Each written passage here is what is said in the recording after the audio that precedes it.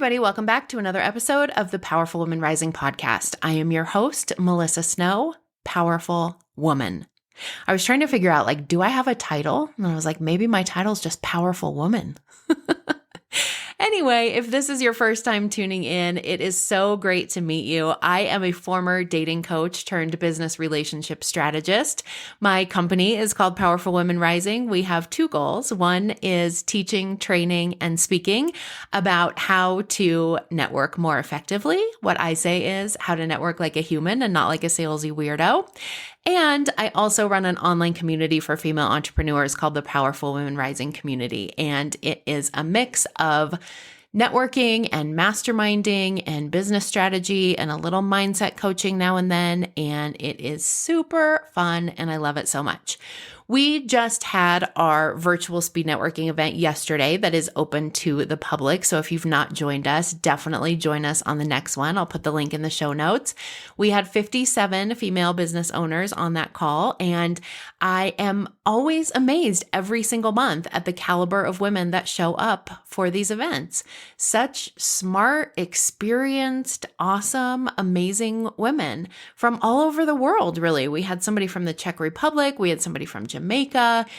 We had somebody from Israel. I can't remember some of the other countries, but it's just so fun to see what other women are doing and to celebrate them and support them and lift them up and help them find opportunities and resources to take their business to the next level. And I hope that you will join us on the next one because they are amazing events.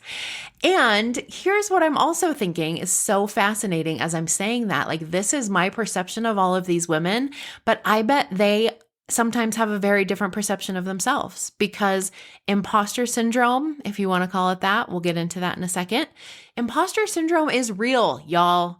And I found research that says that 70% of people will experience imposter syndrome in their lives, but I feel like that number is too low. Especially if we're talking about an entire lifetime. Did we not all spend most of high school having imposter syndrome? Because I certainly did.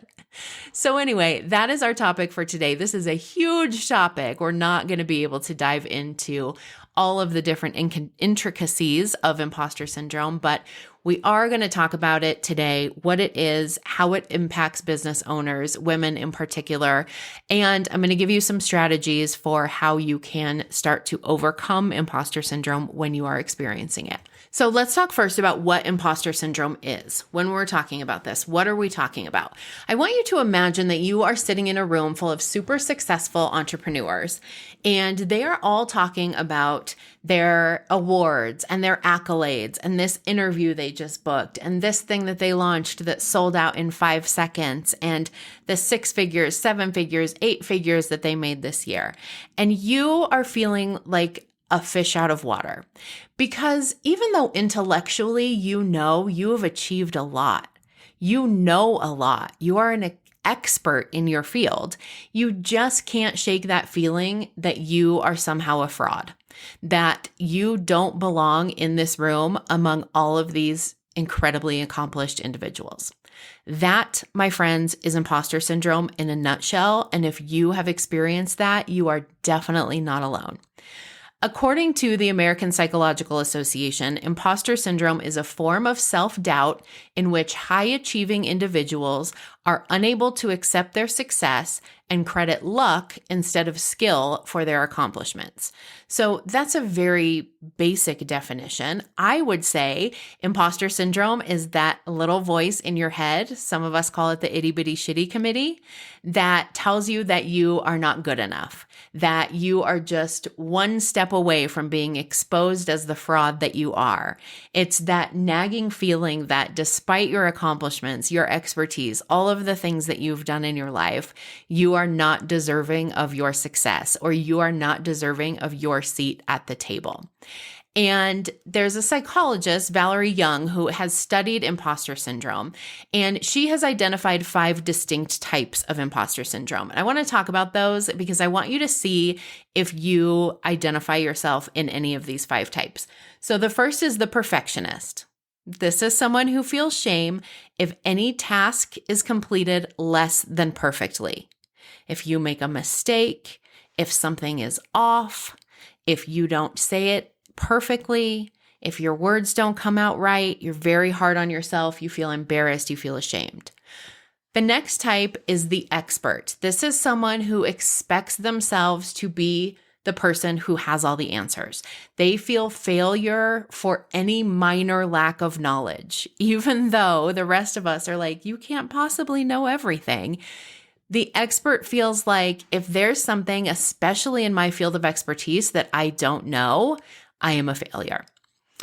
The third type is the soloist. So this is a person who feels shame anytime they need to ask for help.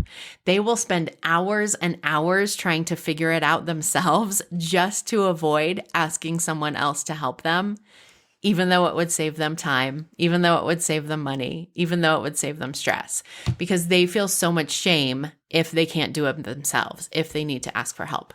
The fourth kind she calls the natural genius. So this is someone who feels failure if they aren't immediately an expert at a particular skill. So if you are learning something new and you don't pick it up right away, if you are in a class and learning to make a craft or cook something or something like that, and you don't get it right away, you need practice, you have questions, you don't get the instructions, you feel failure if you are not immediately good at something, or for some of us, immediately the best at something. And then the fifth type of imposter syndrome she's identified is the superhuman. So this is someone who feels shame if they fall short in any of the multiple roles that they juggle. They probably take on way too much, and then they feel embarrassed, they feel ashamed, they feel like something is wrong with them if they are not able to do it all and do it all well. A lot of times it's do it all perfectly. I would also add that part of imposter syndrome can be feeling unworthy, whether it is unworthy of affection, unworthy of attention, unworthy of money, right? This makes it very hard for us to make sales when we feel unworthy of receiving someone else's money for our service. It could also be downplaying your accomplishments, or like I mentioned earlier, crediting luck, or, oh, it was just a fluke, that had nothing to do with me. It could also manifest itself in a fear of success or a fear of failure. And it could also be your denial of competence and capability. So you are not aware, or at least choose to not be aware of how competent you are and how capable you are. And all of that can be part of imposter syndrome. So if any of that resonates with you, here's what I want you to know about imposter syndrome. First and foremost, you are not alone. There is nothing wrong with you. I question the use of the phrase imposter syndrome for a lot of reasons, but partly because I feel like what we call imposter syndrome is really just a part of being a human being. And as I mentioned earlier, research shows that about 70% of people will experience imposter syndrome in their lifetime. I believe that number is way more. I feel like I experience imposter syndrome, even if it is on a minor level, at least once a day. And the hashtag imposter syndrome on TikTok has more than 260 million views, mostly consisting of videos where people are discussing their feelings of self-doubt, giving tips of how to overcome these feelings. And it is very clear by how popular these things are, how many times this hashtag has been viewed, that it is not just you. And here's the other thing I want you to know about imposter syndrome. Even if you turn this episode off and you never come back and listen, I want you to hear this. Imposter syndrome is a freaking liar. It is a master manipulator that thrives off self-doubt and insecurity. And the first step to overcoming it is recognizing it for what it is. It is a pesky little gremlin that is trying to sabotage your success in order to keep you safe. Now, I'm not going to go into all of the evolution of our brains and how our brains are designed and why they work the way that they do way back to our caveman days, but I will say this. When imposter syndrome comes up, when your brain makes up these stories about what an imposter you are, for whatever reason, It is trying to keep you safe. It is trying to keep you in your comfort zone where you know what's going to happen. There's no risk of being rejected. There's no danger or perceived threat. That is what your brain is designed to do. So it's really not trying to be an asshole. It's trying to keep you safe. But by doing so, it is sabotaging your success because growth doesn't happen in your comfort zone. Personal growth doesn't happen there, and business growth definitely doesn't happen there. Okay, so now that we've talked a little bit about what imposter syndrome is, I want to talk about why it happens, especially to female business owners. So part of it is what I just said. It's the way that our brains are designed to keep us safe. But there are also other things going on here too. And I'm going to touch on these on a very basic surface level because to get into each of them deeply would be probably like at least 4 more hours of podcast episodes. So maybe I'll bring some experts in to talk about each of them individually, but for today's purpose, just know that I know that we are only scratching the surface. So one of the reasons that imposter syndrome happens to females in particular is society, pressures from society, and also messages that we receive from society. From a very young age, many women are conditioned to be modest, to be humble, to downplay their achievements, to shrink themselves in order to make other people feel more comfortable, and to avert the spotlight off of them and onto other people. That is how we are taught to behave. That is how we are taught a good girl. I wish you guys could see my air quotes. I wish I had like a different voice I could use every time I use air quotes. Like maybe I'll just be like, that is how a good girl, and you know that's my air quotes voice. But then every time you're going to be like, I had to turn the volume down every time you said that. Okay. Anyway, that is how a good girl is supposed to act, right? So it's no wonder that imposter syndrome tends to rear its ugly head when we start to step into our power, when we start to pursue our dreams, when we start to believe in ourselves and see more success than maybe we ever have in the past in our entrepreneurial realm. That is often when imposter syndrome comes up the most because that is our conditioning from society saying, oh, don't get too big for your britches. Don't get too excited about yourself. It's important to be humble. It's important to stay small.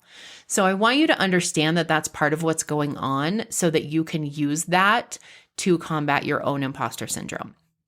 Another place that imposter syndrome comes from is bias from the world, from ourselves, from society, from other people who are in the room with us, because let's face it, the world of entrepreneurship has historically been dominated by men. And although that landscape is shifting slowly, slower than I might like, there is still a pervasive lack of representation of women in leadership roles. And research suggests that factors like gender and race can increase the likelihood of experiencing imposter syndrome, with women and people of color at greater risk as they are more likely to be underrepresented in the spaces that they're in. So basically what it comes down to is when we don't see people who look like us, who sound like us, who act like us, who think like us, succeeding in the business world, it is easy to fall into the trap of believing that we don't belong there either. And while we're on this topic of bias and systemic bias in particular, there's one thing I want to mention in regards to this whole calling it imposter syndrome thing. There's an article in the Harvard Business Review called Stop Telling Women They Have Imposter Syndrome. And one of the things that the authors talk about is that women and women of color feel exclusion and self-doubt because of systemic bias and obstacles. And they are pushing against this idea of imposter syndrome because that places the blame on the individual instead of examining the cultural and historical context.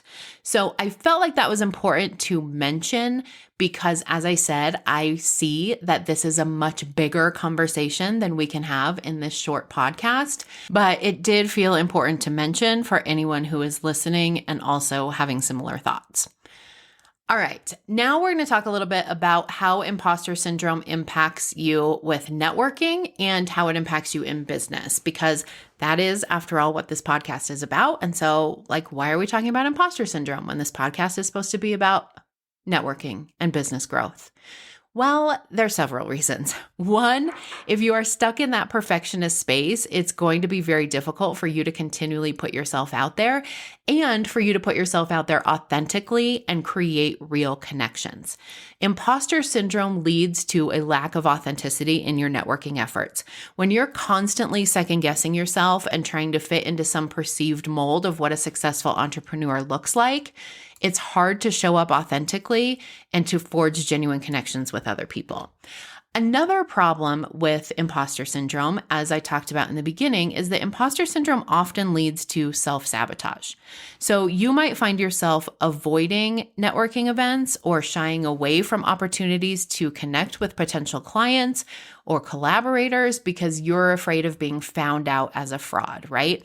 This has happened to me when someone who I consider an expert, to have way more experience and expertise than me, has come to me wanting to collaborate on something. And my first thought is I can't collaborate with her. Everyone is going to realize I have no idea what the hell I'm doing, right? Because I'm going to be next to this person who actually does know what they're doing. And when you let your brain run wild with those thoughts that aren't even true, you could miss out on some really good opportunities. And a lot of times, imposter syndrome will cause you to doubt yourself, doubt your worth, and undermine your confidence, even when you do put yourself out there. So yes, it will cause you to not show up, but if you can get over it to show up, it might also impact the way that you are showing up. And it's also important to mention that imposter syndrome has a huge impact on your mindset. When you are constantly battling imposter syndrome, it is easy to fall into a negative spiral of self-doubt and self-criticism. And that often brings you to the place of everything is terrible. This is never going to work. Why did I think this was a good idea, right? Have you ever been stuck in that negative feedback loop? Because I have. I still get stuck there sometimes. And when you're stuck in that negative feedback loop, it can be very hard to see the value that you bring to the table and effectively communicate that value to other people. And when you don't see the value that you bring and you can't effectively communicate it, it's impossible to do sales, right? And I don't care what business you are in, somehow you are selling. And you can't sell if you don't see your value, and you can't sell if you can't communicate the value to other people. No one is buying from that person. So you can see how imposter syndrome really impacts a lot of ways that you are showing up in your business. So how do we get over it? There's a lot that goes into this, right? Because it depends on what's causing your imposter syndrome. It depends on where it's coming from. But I have a couple recommendations that I think are going to be applicable to everyone. So the first is to practice owning your accomplishments. I used to have a business coach who would tell me anytime I would say oh, I got a client, or, oh, this client found me on such and such. She would always say, you didn't get a client. The client didn't find you. This didn't just happen. You created that client. And she would make me sit down and figure out, how did you create that client? What did I do that created that client? And that was such a powerful exercise because that really helped me to see that it was me. It wasn't luck. It wasn't a fluke. It wasn't because someone else had just randomly said oh, hey, you should hire her. And so she did, right? There was a reason that I made that sale. And it was because I created it by doing specific things. So one of the most powerful ways to combat imposter syndrome is to own your accomplishments, own the things that you do, find the ways that you are responsible for creating your success, not anyone else. And that definition of success can mean a lot of different things, right? Sometimes just showing up is success. Sometimes putting a live video out there is success. So I'm not just talking about success did you make 6 figures this year or did you not?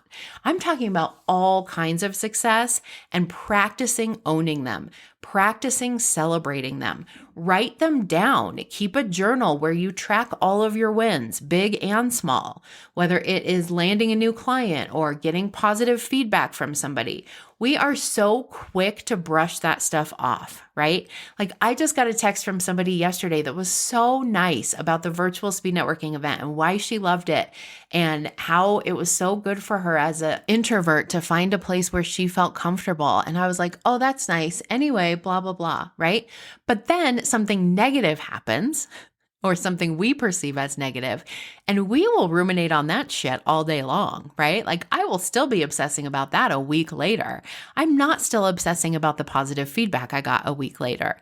So that takes consciousness and intentionality to focus on the positives, the accomplishments, and the wins. By acknowledging and celebrating your achievements and your wins, you're going to start to build evidence that proves to yourself and to that pesky little gremlin called imposter syndrome that you are indeed capable and deserving of success. The next tip I have that kind of goes along with that is just flipping the script, recognizing that the things that you are thinking are not facts. They are thoughts, and thoughts are things, and you can choose different things. I used to talk about this a lot with my dating coaching clients. I would tell them, like, imagine it as like the Walmart of thoughts, and there's all of these different thoughts on the shelves, and you get to pick which ones you want to think. Like sometimes it really is that simple. So instead of buying the I'm not good enough thoughts, buy some different ones.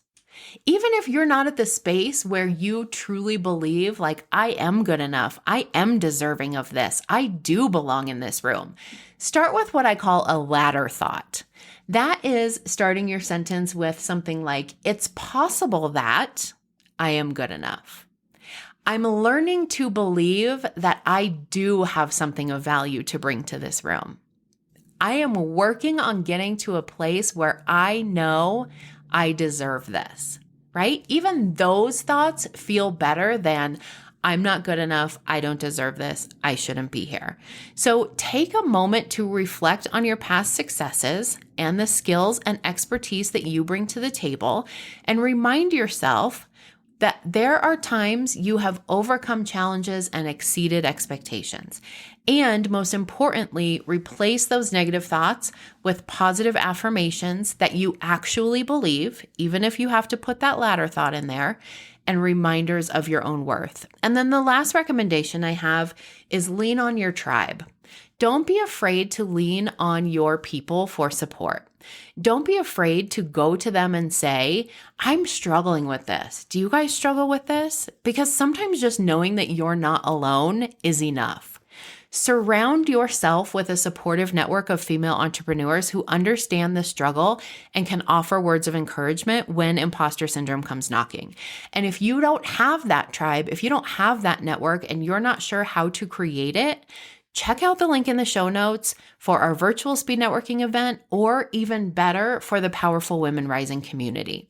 That is a huge benefit that the members of the community have found, is to have this supportive network of women who have been there, who get it, and who can offer them support when they're struggling with their imposter syndrome, because it happens to all of us. And sometimes we just need to be reminded that there are other thoughts we can think. Sometimes we just need to be reminded that everyone is struggling with this stuff, even when it doesn't look like they are. Having a support system can make all the difference when it comes to overcoming imposter syndrome and staying focused on your goals. All right, that is what I've got for you guys this week. I hope that that information was helpful. This is an ongoing battle. This is something that becomes easier to deal with. You can pick it out faster. You can see what's happening faster and like steer away from it faster, but it never really goes away. And so just know that's normal. You're okay. Everything's fine. And come hang with us in the Powerful Women Rising community so that we can remind you that you are normal and that everything's fine. I will be talking about this topic all week on Instagram, so please follow me at Powerful Women Rising, and I would love to hear your thoughts as well. If you resonated with any of those types of imposter syndrome, if you found things that work for you with overcoming imposter syndrome, I would love to hear them all. So meet me over on Instagram, and I will see you here next week.